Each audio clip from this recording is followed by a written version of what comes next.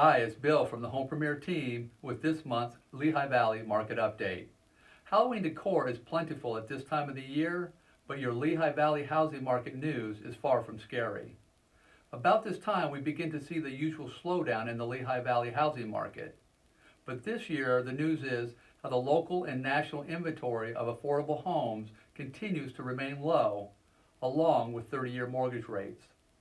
As we move into the final 3 months of 2019, buyers are going to continue to find fewer homes on the market, and they can expect less competition.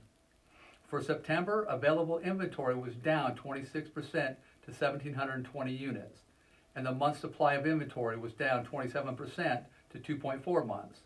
New listings are down 5.8% to 921, and pending sales are up 18% to 754.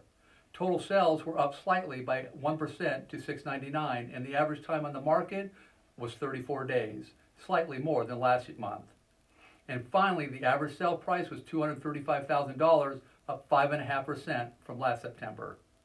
If you're looking to buy or sell a home, I can provide you with an accurate assessment of how your selling or buying needs stack up against the statistics.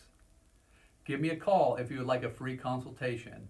And in the meantime, please drop by monthly to stay informed about the regional housing market. See you next month.